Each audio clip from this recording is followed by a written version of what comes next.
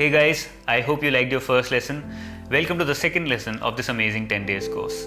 In this lesson, I'm going to provide you hundreds of PDFs which are going to help you prepare better for the examination. And guess what? All these PDFs are completely free.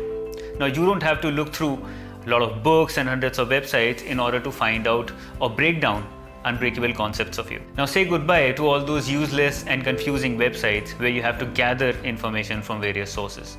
All this information is available in a consolidated and concise manner through these free PDFs that I'm going to provide you. But that's not all. I'm also going to provide you PDFs and videos of daily as well as monthly current affairs. Well, the daily current affairs is provided on a regular basis at 8 o'clock in the morning, and the monthly current affairs is called Spotlight. And guess what? All of this is available for free. And all this is directly going to help you prepare better for your examination. And guys, I have an important task for you. It's important that you listen to me very carefully and very seriously before you start with your second lesson. There are certain mocks that I'm going to provide you. It's important that you take these mocks very seriously to know where you stand right now.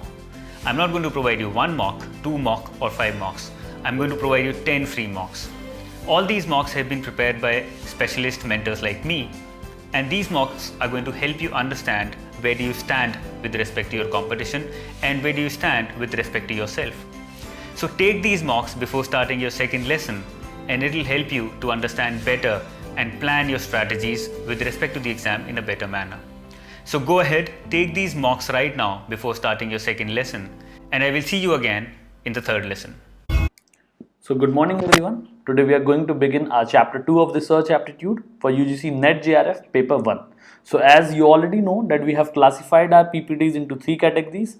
The what section, where we'll be covering about what is the topic about. The why section, where we'll be covering why the particular topic is important, and anything which is not covered under what and why section shall be covered in the topic of tell me more. So let's begin the topic.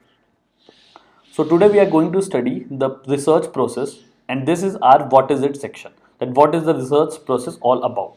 So we have taken the example of the famous Maggie case where the presence of lead was found, and there were heavy complaints regarding the presence of lead in Maggie which was contributing to health hazards. So the first process in the research problem is research problem. So first we need to identify the research problem. So in this Maggie case, the research problem was presence of lead in Maggie. The next step is the literature review. So in this literature review process, we have to go through all the past instances where there was contamination in Maggie or other FMCG related products so that we can take a necessary corrective action. The third step in the research process is hypothesis development. So as we have already read in our previous slides that the hypothesis development is all about developing a premises or a statement where we'll be validifying it that whether it's true or not. So in our case it shall be the solution should be either we should be banning Maggie or not. The fourth step in the research process is research design.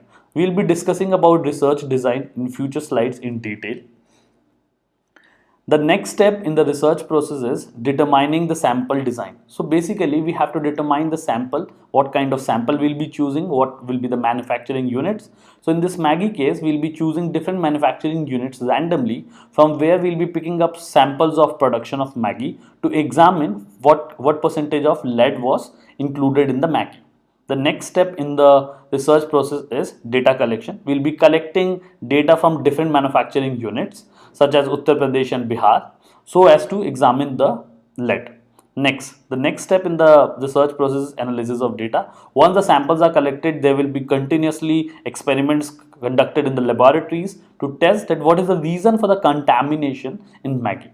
Next step in the research process shall be hypothesis testing. You already know we have developed a hypothesis in the previous step. So here we'll be actually testing it to know whether we should accept it or reject it. In our case, since the hypothesis development was about finding the solution in terms of banning Maggie or not, so in this scale we'll either accept the banning or we'll reject it.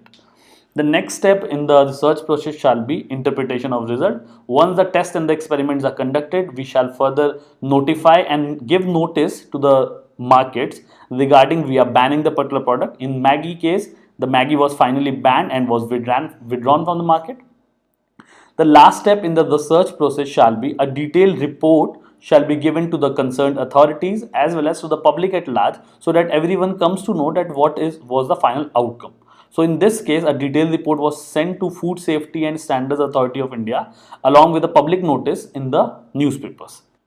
Now we can briefly go about what are the research process in general. So the first step, as we have already discussed, is about identifying a research problem, which will be an area or concern, in any area or concern, or if you want to improve any difficulty or you want to find a solution, we'll be considering it in the first process. The second step in the process shall be again identifying the literature, the past details that are available on the set topics, where you can refer to newspaper, reputed journals, or research process.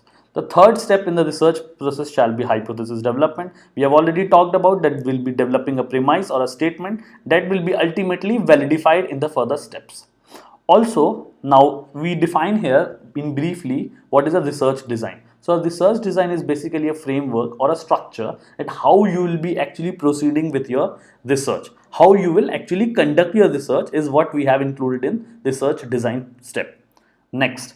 The next step, as we have already discussed, is determining the sample size, sampling techniques, about which we will be discussing in the future videos, that what are the different sampling techniques that we can use while conducting research, or what shall be our adequate sample size. The next step after determining a sample design shall be data collection. We have to use different methods. We can use observation method simply. We can have personal interview method. We can use questionnaire, or we can use the secondary data available on the websites of government websites such as census reports, magazines and journals. The next step in the research process shall be analysis of data, where after collecting the required data from various sources, we shall be using tools and techniques to evaluate the data. Also, it is important to note here that the analysis of data is the most important decision making process, because here in this step only we'll be actually taking the decision as to whether we'll go about accepting the hypothesis or rejecting. Next, we'll be testing the hypothesis and taking the final decision whether the actual hypothesis developed in the previous step is true or false. The next step will be interpretation of result, as we have done in our Maggie case, that we have interpreted the result that finally the Maggie should be banned and it was conveyed to the audience, in case to the markets as well as to the regulatory authorities. The last step shall be report writing. Simply we'll be presenting a brief report or a summary of what has all been conducted and what has all been undertaken, or what steps will be taken in future. Next, now in the tell me more section, we'll be discussing about research design. So you have to understand in brief that a research design is a well-framed systematic structure about how we'll be proceeding with our research. It will be a framework, a guideline to the researcher. So let's have a look. A research design is a systematic process. This is the word you have to focus upon. Next, so why actually we are conducting research design is an important thing. That we have made a research design so that our research could be conducted in an effective and efficient manner. So you have to be effective as well, where you have to complete the targets as well, target of achieving the objective of research, as well as you have to be efficient so that it does not lead to wastage and you complete the research process timely with the minimal cost. Now let us examine the different research design approaches. So here we go on to classify the research design approaches. So there are 4 research design. First is exploratory, the second is descriptive, the third is modeling, and the fourth is experimental. Now let us deal with each one of them individually. So the first is the exploratory studies. So as the name itself is saying, exploratory. So here we are not very clear about the problem that is present in the topic, and we want to further evaluate or explore more about that topic. So in this case, we'll be using exploratory research design approach. So the objective here is to define the problem clearly. So we'll be developing the proper question or the proper problem that has arisen from this topic. Then there are few methods that we can use. We can use group discussion method. We can have in-depth interviews, and also we can have analysis of secondary data. Remember that secondary data is already published data on government website or from any other sources. So the example could be, we can evaluate the reasons for students attending less lectures in DU. So we do not know what is the actual problem. So we'll be understanding that what could be the probable reasons that students are not attending lectures in the Delhi University. The next research design approach is descriptive studies. So in case of descriptive studies, you very well know the problem clearly, but you want to have analysis and experimentation or other further techniques to understand and describe the particular situation in detail to add something new to the known things. So here it will be the formal and pre-planned study will be focusing on the already clearly defined problem. These descriptive studies are conducted through surveys, which could be either phone survey or personal interview, or through observation, which could be direct or indirect. So what does the direct observation means? That the actually researcher is present in the sample, and in case of indirect observation, the researcher is not part of the sample. Example, we can describe the Indian sports suffering currently due to bad infrastructure. So what are the elements in it, what are the characteristics, and what are the actual causes due to which the sports is suffering in India? We can describe this particular phenomena using research design approach of descriptive studies. The next research design approach is modeling. So in modeling research design approach, we develop a model. It could be any model from using any mathematical equation or any statistical tool. You basically are trying to represent a real life situation through these equations. It could also be represented through diagrams or any of the mathematical equations. So let us take an example. For example, you can use linear equation formed for deriving the inventory uses and management. So you can use more examples for this. You can use queuing theory. You can use a model for waiting line in ATMs. So there could be a number of examples.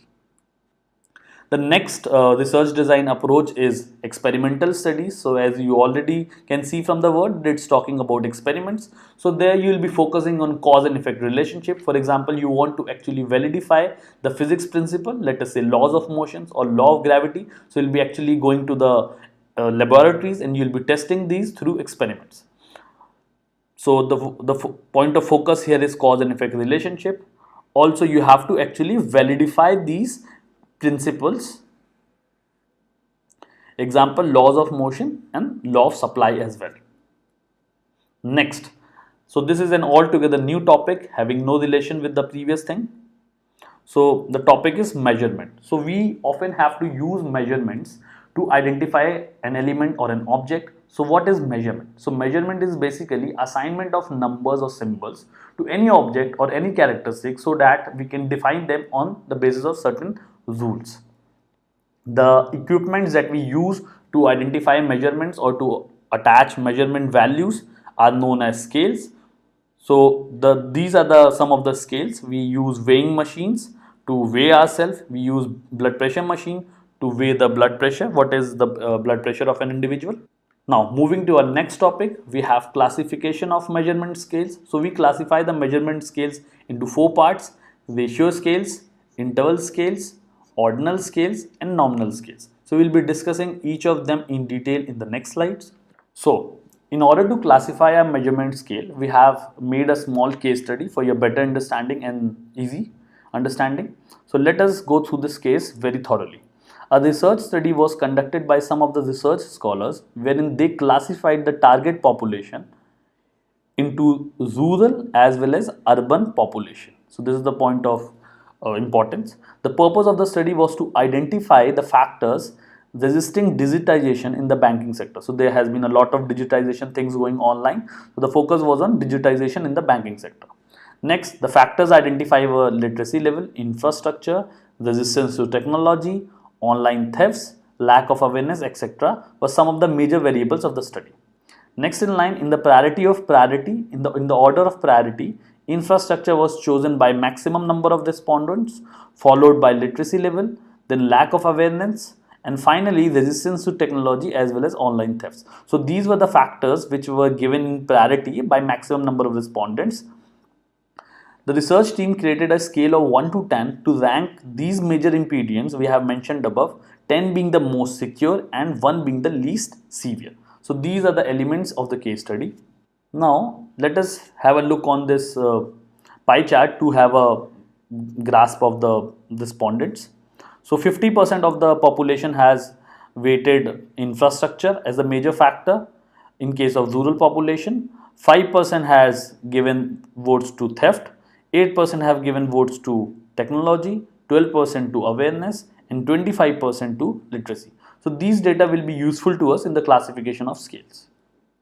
Let us have a look on the urban population. So 38% respondents have mentioned infrastructure to be the major detriment to digitization, 10% to technology, 20% to awareness, and 32% to literacy.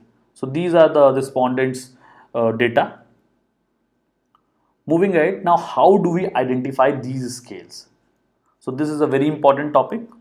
So first, let us identify the nominal scale. So in our study, rural and urban population are the nominal scales data. Now why are we considering rural and urban population to be classified under nominal scale? Because here the characteristic is distinguished. So they are basically distinguishing the population from being rural to urban. So in this case, it will be classified under nominal scale.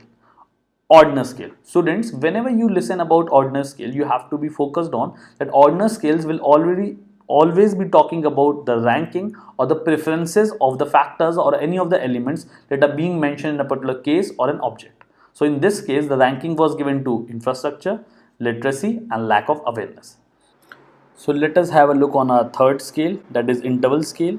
So in our case study, the rating scale that we have chosen is from 1 to 10.